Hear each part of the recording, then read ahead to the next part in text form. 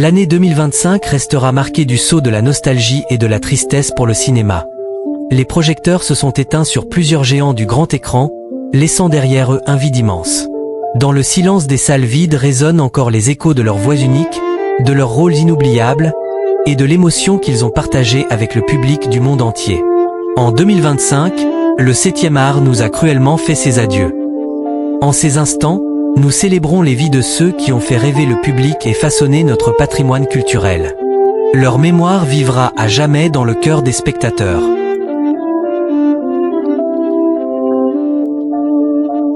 Robert Redford, c'est avec une infinie tristesse que le monde du cinéma a appris la disparition de Robert Redford le 16 septembre 2025, à l'âge de 89 ans.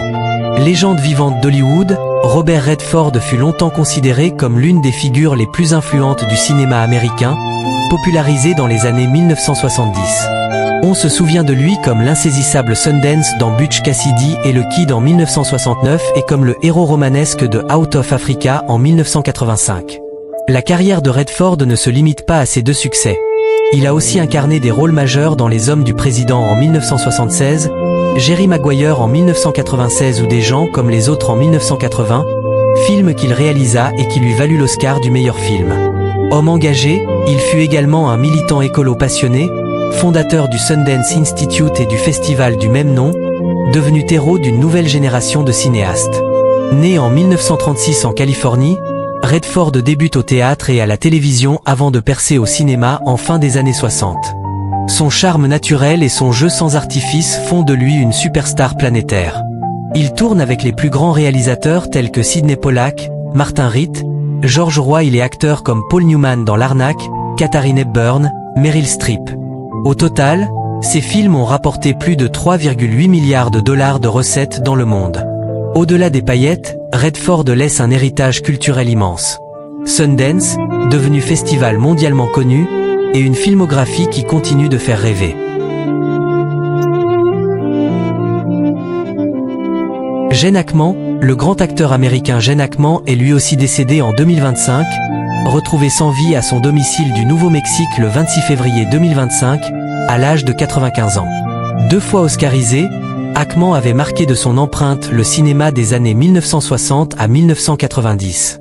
On le rappelle comme le flic trouble Popeye Doyle dans French Connection en 1972, rôle lui valant l'Oscar du meilleur acteur, ou comme le shérif brutal Little Bill Daggett dans Impitoyable en 1992, qui lui apporta sa 2e statuette. Né en 1930 en Californie, Hackman s'était fait connaître peu à peu sur scène et télévision, avant d'exploser au cinéma avec Bonnie and Clyde en 1967. Au fil de sa longue carrière, il joua dans une multitude de films cultes. La Conversation en 1974, Superman en 1978, en Lex Luthor, Mississippi Burning en 1988, ou Les Pleins Pouvoirs en 1997 pour n'en citer que quelques-uns. Il sut aussi révéler un talent comique lorsqu'il interpréta un aveugle pittoresque dans Frankenstein Jr. en 1974. Hackman s'est volontairement retiré des plateaux en 2004, à 74 ans, épuisé par le stress des tournages. Son héritage est immense. Comme le soulignent de nombreux articles, Hackman était intense, populaire et mystérieux. Il laisse l'image d'un acteur au charisme brut, qui a incarné des figures aussi diverses qu'un policier borderline ou un bandit au grand cœur. Le monde du cinéma lui doit ses plus grands rôles cultes, récompensés aux Oscars, et plus largement un style viril et passionné qui a influencé des générations d'acteurs.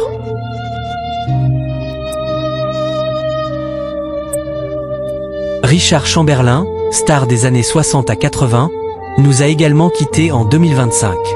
est l'idole des séries, Dr Kildare, Shguin, Les oiseaux se cachent pour mourir, est mort le 29 mars 2025, à l'âge de 90 ans.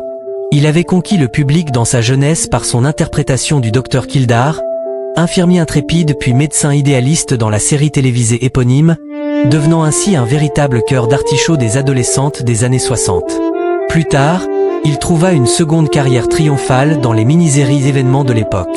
La saga japonaise Shguin en 1980 où il incarnait un noble samouraï, puis la fresque romanesque Les oiseaux se cachent pour mourir en 1983 qui fit de lui la vedette mondiale. Au cinéma, son rôle principal au cinéma fut celui du capitaine Richard Sharp dans l'adaptation des Trois Mousquetaires en 1973 et de La Tour Infernale en 1974. Mais c'est surtout à la télévision qu'il est resté inoubliable. Sa disparition a rappelé combien il fut pionnier. L'acteur a traversé l'écran par son assurance et sa sensibilité, inventant un autre modèle de star. Nombreux sont ceux qui pleurent la belle âme qu'il était et la grâce qu'il dégageait à l'écran. Sa mémoire restera liée aux mélodies de thèmes télévisuels nostalgiques, rappelant au public la magie des années 70 à 80.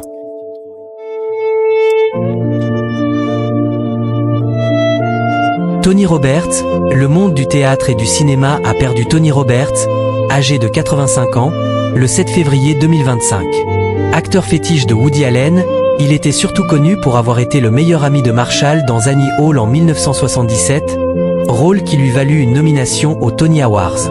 On a aussi pu le voir dans Serpico en 1973 de Sidney Lumet, ou encore dans plusieurs pièces de Broadway. Né à New York en 1939, Tony Roberts s'est construit une carrière surtout théâtrale. Mais il entra dans la légende grâce à son rôle de compagnon loyal de Woody Allen à l'écran. Son jeu fin et pince sans rire apportait toujours un contraste attachant au monologue névrotique d'Allen. La perte de cet homme discret, si souvent au second plan mais irremplaçable, est saluée par ses pairs comme celle d'un gentleman du cinéma. Un pilier des comédies new-yorkaises qui a été extrêmement chanceux en vie, même s'il n'a jamais gagné au jeu comme il le confiait.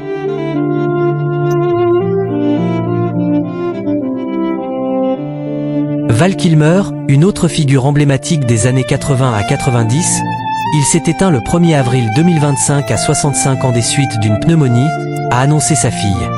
Cette disparition a marqué la fin d'un parcours hors norme.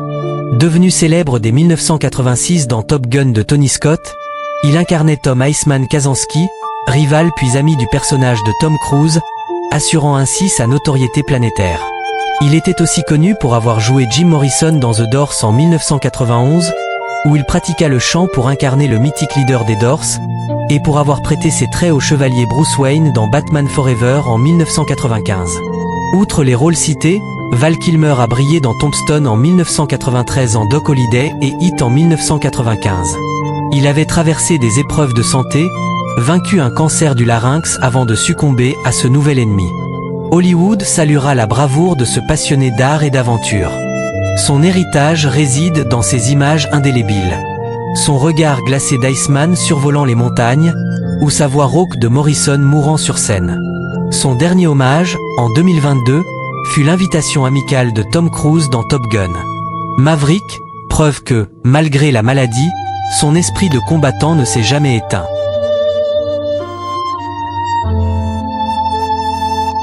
Roger Lumont, en France aussi, le cinéma a perdu l'un de ses artisans de toujours.